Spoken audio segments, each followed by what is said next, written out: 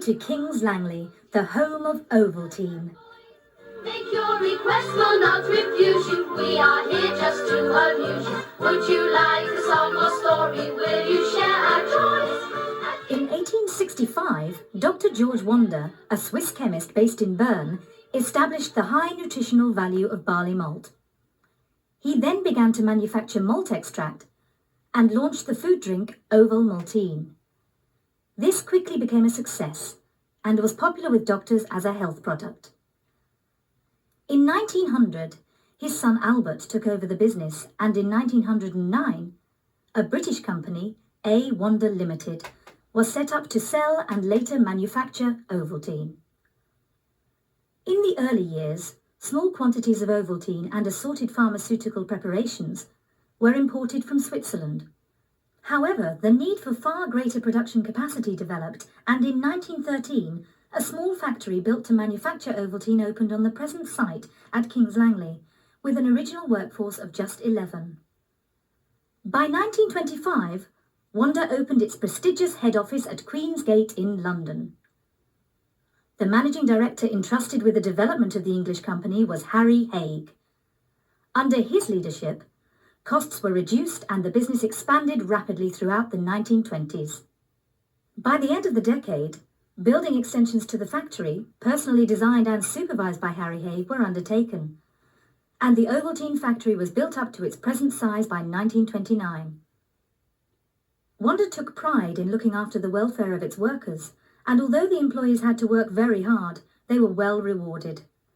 The company was one of the first in the country to establish a pension fund in 1926, a scheme that is still running for the employees today. There was a real sense of community in the factory. Indeed, most of the employees over the years came from the surrounding towns and villages.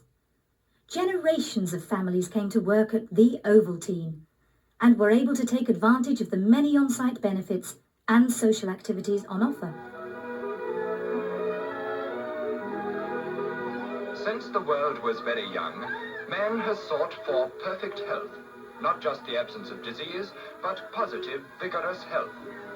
It's fitting, perhaps, in view of this age-long quest, that tucked away near the old-world village of King's Langley, where stands a church mentioned in the plays of Shakespeare, should be Britain's home of health. But there's nothing old-world about the gleaming white factory and research laboratories of A. Wonder Limited, the firm of manufacturing pharmaceutical and dietetic chemists who have made this corner of England the home of health. Results of their research are linked with the work of other scientists. It has resulted in the production of such healing products as aminacil, used in the treatment of the dreaded scourge of mankind, tuberculosis; allicil, the popular remedy against headaches and influenza; and, of course, the most famous of all, Ovaltine.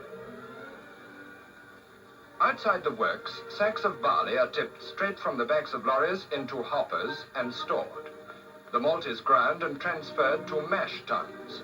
Water is added, and the starch in the partly germinated grain turns into malt sugar. The liquid runs off from these huge vats and is drawn up into a series of evaporators by a battery of vacuum pumps.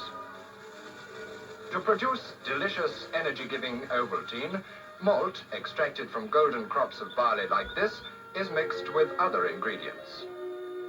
The Ovaltine dairy and egg farms control the standard of the milk and eggs used. The eggs are laid by hens of prize-winning strains.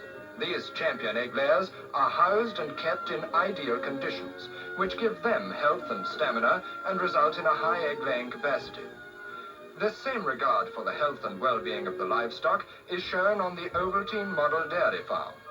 These aristocrats of the breed give a high yield of the best creamy milk. Thanks to meticulous care, the keeping of records, and special attention to breeding with pedigree bulls, the Ovaltine herd has produced many champions who have brought coveted trophies back to the dairy farm. The coal to power the extensive plant of the factory is brought by canal from the Midlands in the firm's own narrow boats. Each barge and the butty boat that it tows carries some 42.5 tons of coal. There are many barges in constant use, but despite this grimy cargo, the canal folk keep the boats on which they and their families live spick and span, worthy of being the fleet to power the home of health. On another floor of the factory, the finest white flour, yeast, and delicious Ovaltine granules are being kneaded together into the dough from which Ovaltine rusks are baked. It is then extruded into lengths and placed, untouched by hand, into baking tins to go into an oven for the first baking. When the lengths of dough come out of the oven, they are beautifully browned miniature loaves, which are then sliced. After slicing, they go through the toasting oven for a second baking. This gives Ovaltine rusks their wonderful crispness. In another part of the factory, other machines are busily cutting and shaping sheets of tin into the familiar Ovaltine containers, which then pass swiftly through this ingenious soldering machine. The empty tins move in an unbroken line through a series of lift hoists and runways.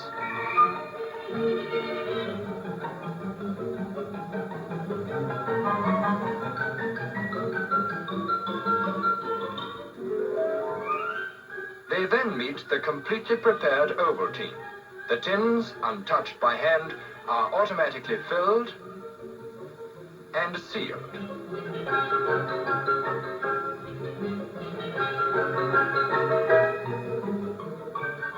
This ingenious machine counts Ovaltine tablets and fills the exact number into each bottle.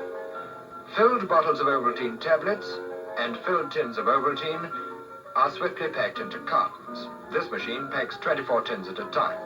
The cartons move smoothly on to the dispatch department. From here, the Ovaltine products are distributed to Malaya, to Her Majesty's forces serving overseas, to Africa, India, and all parts of the world. But in all this bustle, the well-being of the men and women who work in the air-conditioned home of health is always kept in the forefront. Great attention is paid to hygiene, for cleanliness is the watchword everywhere. In the welfare pavilion, there's a splendidly equipped work surgery with a nursing sister always in attendance.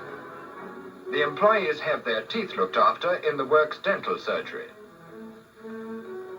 And they know that there is a restroom in which to recuperate from slight upsets.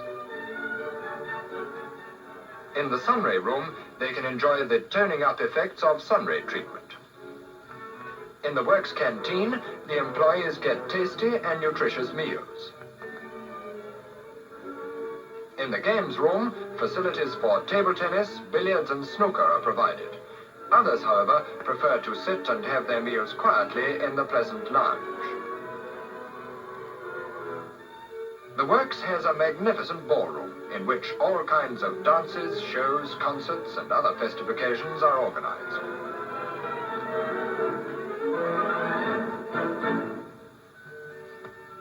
Outdoors, in the beautifully planned works grounds with their carefully tended gardens, there are tennis courts, crowded throughout the summer months by eager Wimbledon aspirants.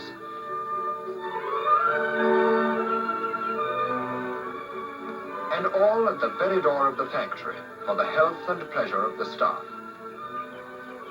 For the older employees, there's nothing so relaxing as a keenly fought game of bowls.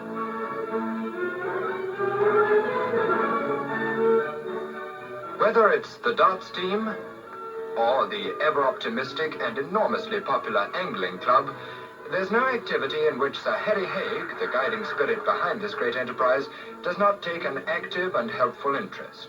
For both in the administration and welfare of his employees, as in the manufacture of the products for which the Home of Health is deservedly world famous, the aim is the same: increased health, well-being, and happiness.